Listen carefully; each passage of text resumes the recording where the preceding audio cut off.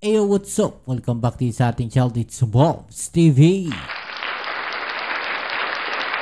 Alright, so tayo babalik muli mga babayan. At ito po, no, merong masamang balita mga babayan dito sa mga korap na opisyal po at mga taong sangkot, no, dito po sa flood control project, no. Kung ano po yung masamang balita na yan mga babayan, yan ang ating alamin. Pero syempre bago ang lahat, please don't forget to subscribe, like, share at comment dyan sa comment section. At syempre magandang araw sa inyo mga babayan at shoutout sa mga followers at subscribers natin dyan. Okay, so eto mga babayan, no, eto po ang isang masamang balita dito po sa mga korap na opisyal, no, at sa mga taong sangkot po diyan po sa flood control project. Okay? So unahin natin mga babayan, ito pong balita na kung saan, no? Ito pong isang kongresista ng Quezon City ay magte-tell all na po mga babayan, no? Kakabahan dito mga babayan ang mga sangkot sa flood control project na yan. Yan po ay ayon dito kay Ombudsman Remulla mga babayan. Okay, so alamin po natin yung balita na yan at umpisa na po natin. Let's go. Handang magsiwalat ang isang dating mambabata sa Quezon City ng mga alam niya umano kaugnay ng anomalya sa mga flood control project. Nako, eto, makikita natin mga babayan na mukhang unti-unti dumadami na po ang mga gustong magsalita mga babayan tungkol po dito sa mga maanomalyang flood control projects na to. Alam nyo, ito panawagan natin sa kanilang lahat, sa mga may alam po dito sa flood control na to. Kung kayo po mismo, no, ay walang kinalaman dyan sa flood control na yan, at kayo mismo ay lumalaban sa korupsyon, at may nalalaman kayo dyan sa mga flood control na yan mga babayan, mas mabuti po, no, na makipag-ugnayan na kayo sa ombudsman o kaya sa ICI. Ilabas nyo na po lahat ng nalalaman nyo. Yung isiwalat nyo na po yan mga babayan, no? Kasi hanggat nananahimik kayo, no, hindi po magkakaroon ng linaw etong mga to. Mas maganda kasi talaga lahat tayo nagkakaisa, especially yung mga tao po, no, na may alam dyan sa mga flood control na yan, no, pero ayaw nyo po ng corruption din, di ba mga babayan, magsalita na po kayo.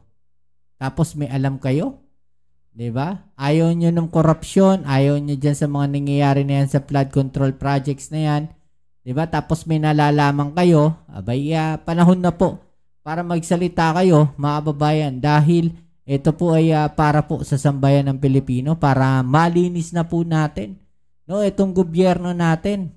Okay? So tara, tuloy natin to. Ayon yan sa ombudsman, nakatutok si Salima Refran.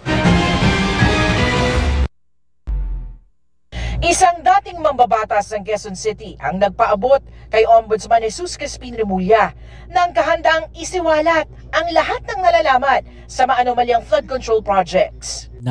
Sino kaya to mga babae?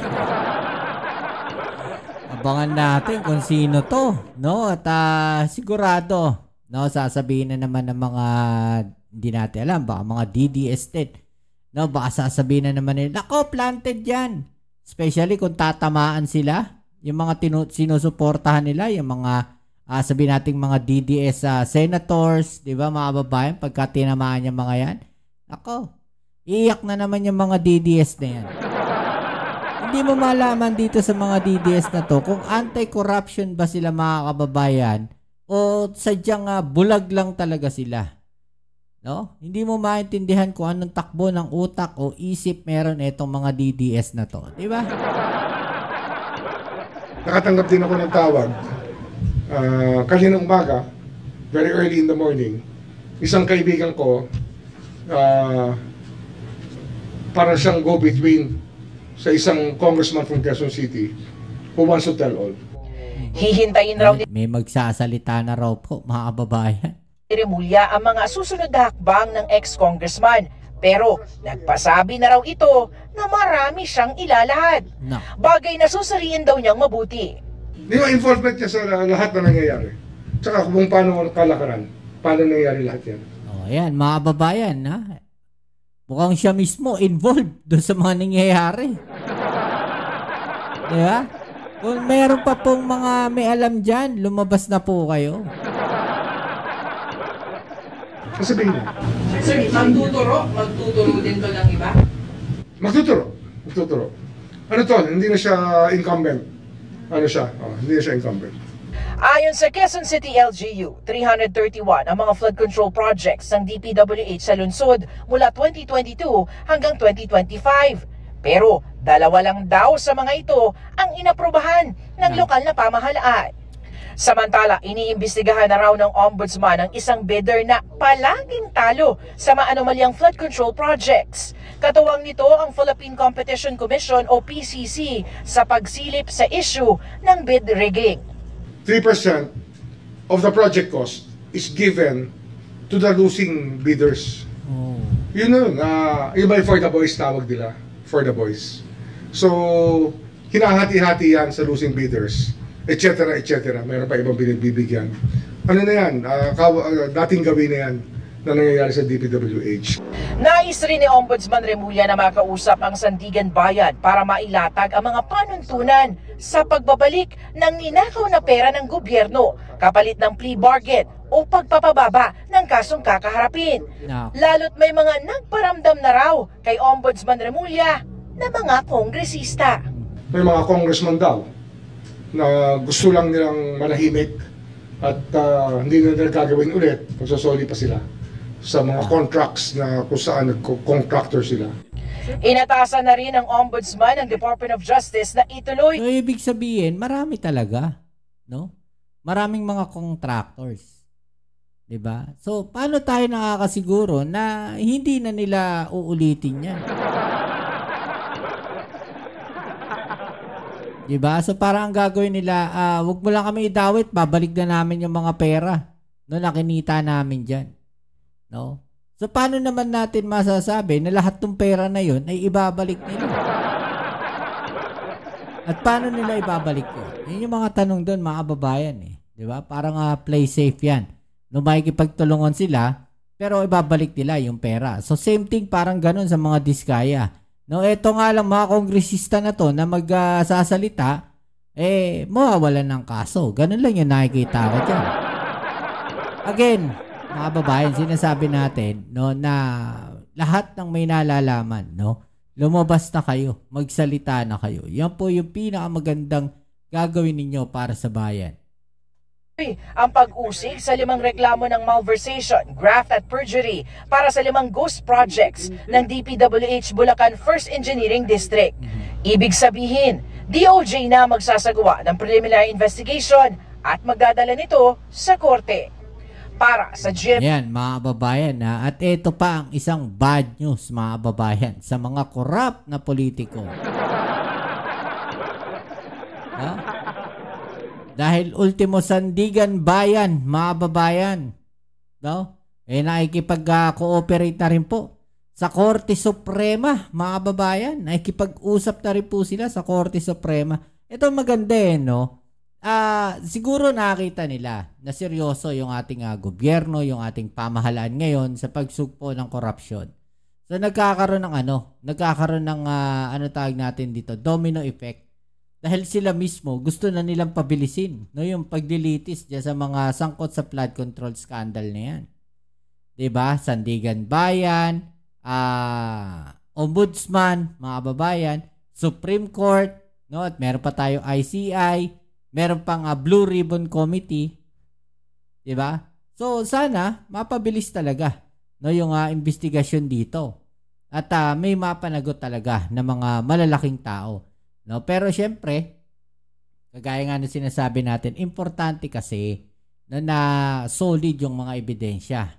No, wag na silang makinig dito sa mga DDS na to na bumabanat diyan sa mga proseso na ginagawa no ng ating mga ahensya na yan na nag-iimbestiga diyan sa flood control. Kasi ang gusto nila mangyari lang naman pabilisin, No? Yung pagsasampa ng kaso, yung kasi yung sabi nila sampahan nyo ng kaso, kasuhan nyo na, walang napapanagot.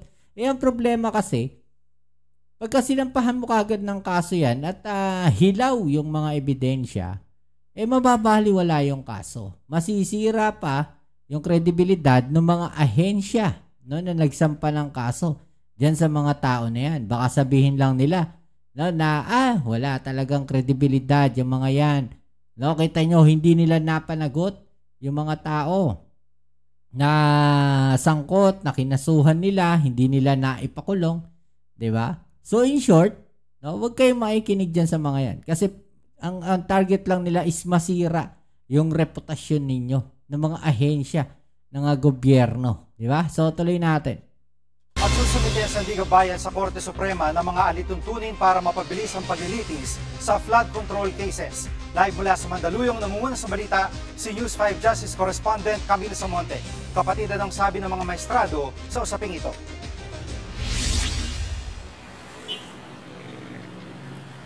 Jiggy, pag-aaralan pa raw ng Supreme Court en banc yung bagong alituntunin na isusumite ng Sandigan Bayan para nga mapabilis ang paglilitis sa mga personalidad na dawit sa katiwalian sa flood control projects. Ayon kay Chief Justice Alexander Hesmundo, agad nilang susuriin ang rekomendasyon ng Sandigan Bayan kapag naipasa na ito sa kanila.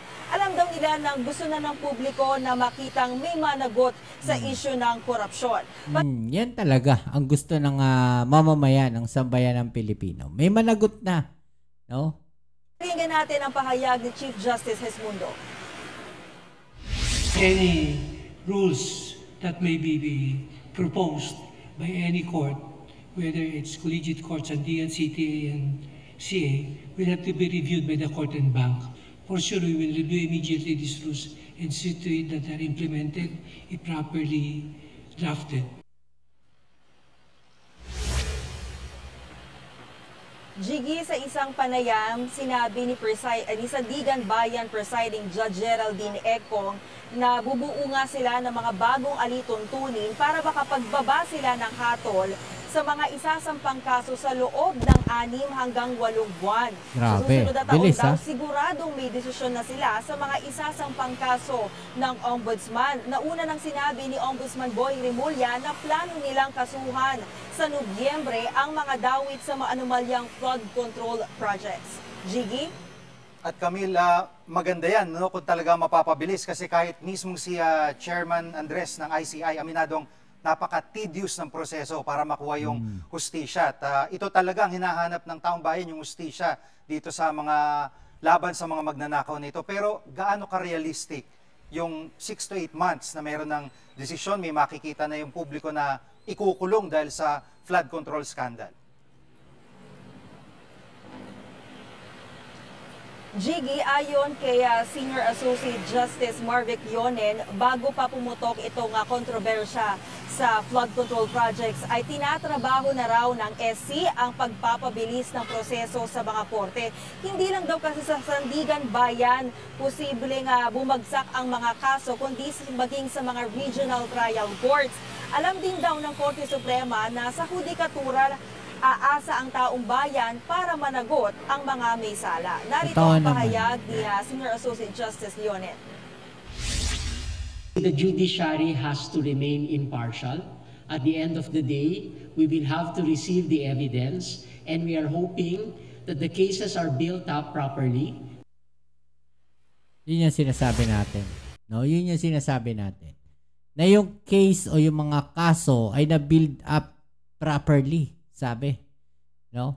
Ibig sabihin, yung mga kaso, yung mga ebidensya, dapat kumpleto. Matibay yung mga ebidensya. Kasi hindi naman na pipitsugin itong kaso na to. Bigatin itong mga kaso na to. Diba? So, kailangan matibay yung ebidensya. Mga babayan. No? Kaya hindi sila nagmamadali yung ICI Diba? Kabaligtaran doon sa gustong mangyari ng mga taong ayaw sa ICI. Diba? Binibigyan nila ng pressure yung ICI para makapagsampa ka agad ng kaso, may kasuhan ka agad. Diba? Tapos in the end, hindi rin naman sasapat yung mga ebidensya. So, madidismiss lang yung kaso. Diba mga kababayan? So, ano to, yung plano nila na yan ay kitang-kita na ang plano nila is sirain yung mga ahensya ng gobyerno na nag-iimbestiga dito sa korupsyon na to. May kinakatakot ba sila?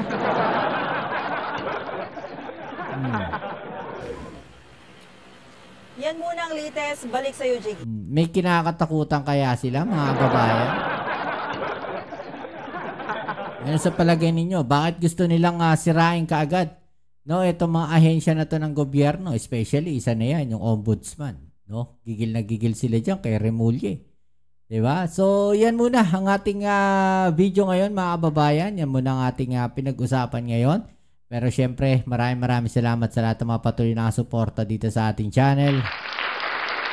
So, magkita-kita ulit tayo sa ating next video upload. Ito muli ang inyong Kuya Mobsit sa Mobs TV. Peace. I'm out.